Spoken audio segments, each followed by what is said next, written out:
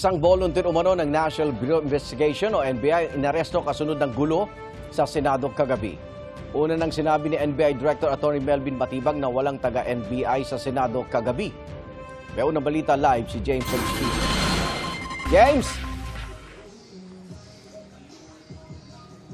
Igan, dumating dito sa Senado kaninang madaling araw ang nagpakilalang asawa ng isang volunteer ng NBI na umano'y inaresto sa loob ng Senado kagabi. Gulat po, naiyak po ako. Emosyonal ang nagpakilalang asawa ng isang volunteer ng National Bureau of Investigation na naaresto umano kagabi matapos ang nangyaring gulo sa Senado. Pasado alas 12:30 na madaling araw siya dumating kasama ang kanilang abogado. Nalaman daw nila na naaresto umano ang 44 anyos sa volunteer ng NBI mula sa kanyang katrabaho. Tinawagan po ako nung kakasama niya pong volunteer din po na yun nga po, inaresto daw po siya. Nandito kami ngayon para malaman kung totoo nga nakakulong at para malaman kung ano yung sitwasyon niya and also para malaman kung ano yung basis kung bakit siya hinuli. Bago mag-alas 11 kagabi, sa social media post si Senator Amy Marcos, sinabi niyang may balita na raw na may nahuling taga-NBI, isa umanong confidential agent. Binalikan daw ang tactical bag na naiwan sa lugar kung saan may narinig na mga putok ng baril at pinangalanan ng boss niya na mula sa transnational crime. Kung sino man siya daw yung nag-order sa kanila na lusubin yung Senado at takipin si Senator Bato. Ano man ang mangyari, sino man ang masaktan. Kagabi sa panayam ng GMA News kay NBI Director Attorney Melvin Matibag, itinanggi niyang may taga-NBI na nakadeploy sa Senado. Wala naman po kami dineploy doon at wala namang utos na may aarestuhin po si Senator Bato. Kausap ko lang po si Secretary Bida at sinasabi niya nga sa akin, maghintay tayo ng instruction ha, wala tayong gagawin. Wala nga po taga-NBI doon eh.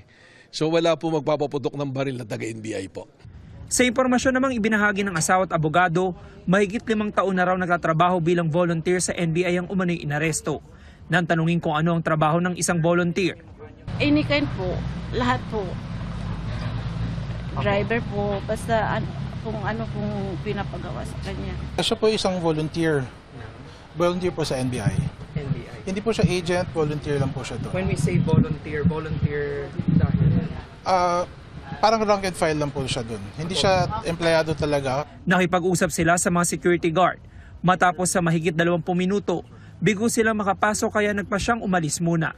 Ang feedback po namin mula sa security guard is they already coordinated with the Sergeant at Arms daw and wala daw info whether or not may nakadetain dun sa custody ng Senate.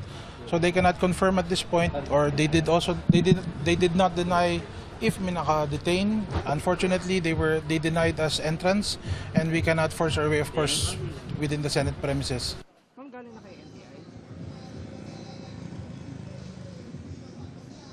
Samantala, Igan, sabi sa atin nung asawa at legal counsel ay muli sila makipag-ugnayan sa Senate Office of the Sergeant at Arms at Pulisya ngayong umaga. Ilang beses po natin na sinubukan na makuha yung panig ng NCRPO, maging ng Southern Police District at Pasay City Police kaugnay sa umano'y NBI volunteer na naaresto pero wala pa po silang tugon.